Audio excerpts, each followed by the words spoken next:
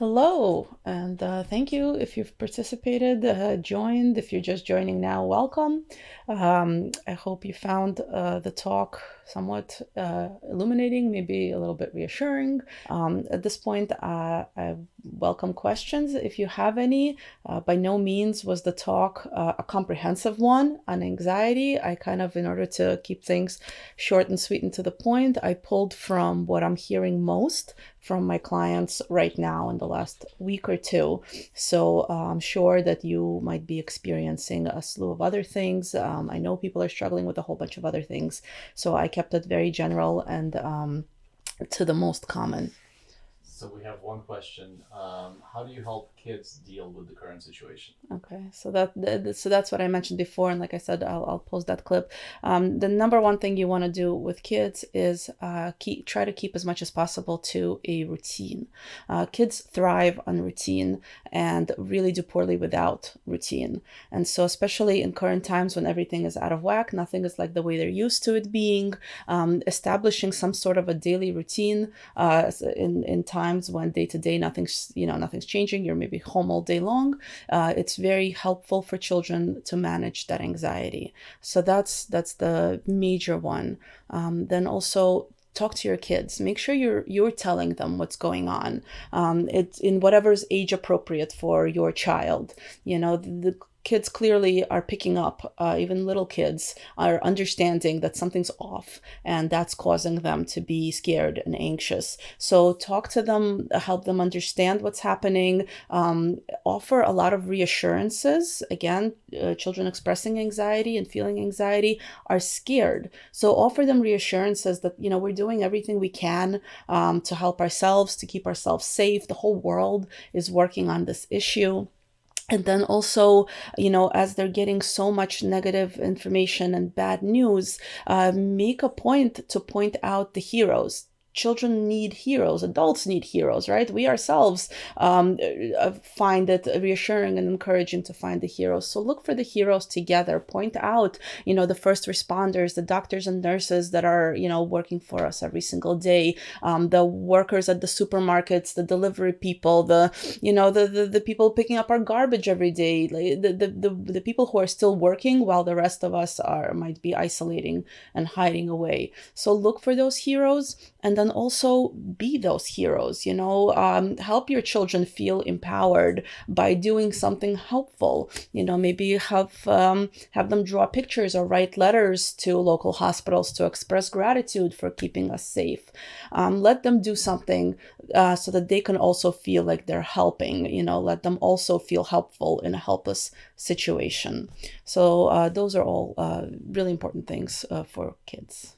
Here's another question. I wonder how much information to offer the kids on the current crisis. We want to be honest with them, but also protect them. So, yeah, very good question. How much information to offer the kids? And the answer, of course, is highly dependent on the age of the kids and the maturity level of the kids, right? You know your kid best. You know what they can and cannot handle. It's not even each individual child is going to respond differently. So, cater to your child's personality and characteristics. You absolutely want to be transparent. You want to be truthful. You don't want to offer them false promises like everything will be fine tomorrow. You don't want to do that, but you do want to provide them truth with reassurances. They really have to go hand in hand. Yes, bad things are happening, but we're doing everything we can to mitigate them. Maybe bring up examples from your lives if you can. Like, remember that time when, maybe grandma got really sick, but then she pulled through, or maybe that time your friend was feeling really poorly, and then we did everything, that was necessary and possible. So offer them, helpful stories, offer them reassurances as you're telling them what's actually happening. What is the best advice you can give to couples that have tension in the relationship? How to manage things that need to be done at home with the kids? Yeah. So that's, like I said, the topic of couples is one that really could warrant its own talk. But I'll try to offer some insights. I do a lot of couples work in my practice. It's one of the things that I put a lot of focus into.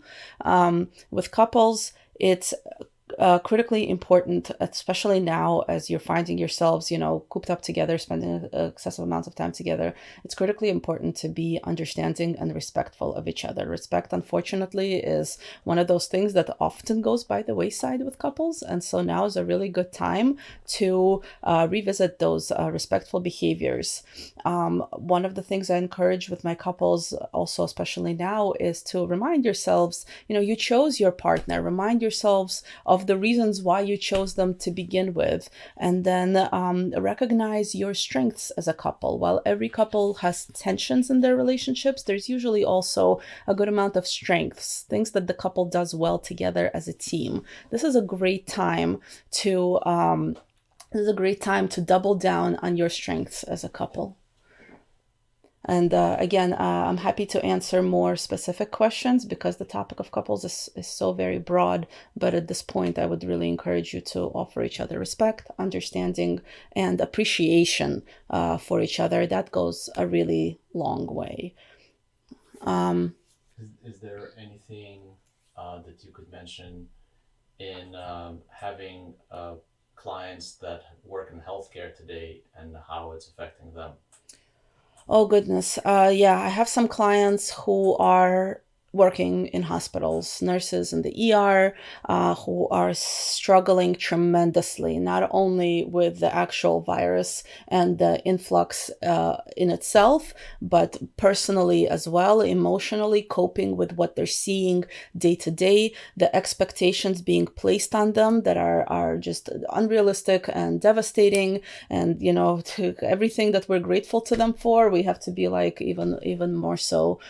These people really need all the support we can give them. They are in quite the bind. So anything that you can do to help your local hospitals, your local emergency rooms, your local doctors and nurses, please do so. I know that some of my clients in healthcare have expressed, overwhelming gratitude of community support that they're experiencing. They're telling me that, we're so well fed. People are constantly sending food. Our break rooms are overflowing. It's really wonderful. Like, we've stopped bringing our own lunches, one less thing to worry about. We don't have to worry about contaminating yet another thing bringing in and out of the hospitals. So they're really well fed.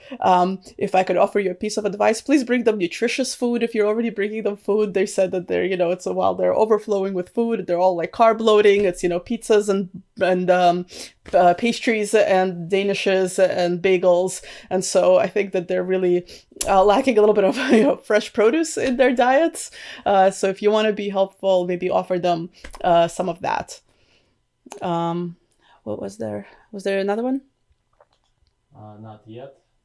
I do want to mention that this talk is being supported by and sponsored by the organization Cogeco, which is a wonderful organization my husband and I have been a part of for very many years. They do wonderful things, including now in times of this epidemic. They're being very active in helping senior citizens in Brooklyn obtain needed supplies and food. They're providing programming like this and a whole slew of other wonderful programming with great educators and experts in a whole variety of fields, bringing you information and entertainment and nourishing your soul. Please check them out. Any advice on how to provide support to our elderly who are often isolated from us and are very stressed out? Yeah, so with the elderly, connection is key. As much as possible, call them every day, call them several times a day if you can. Video, if they're able to use the technology.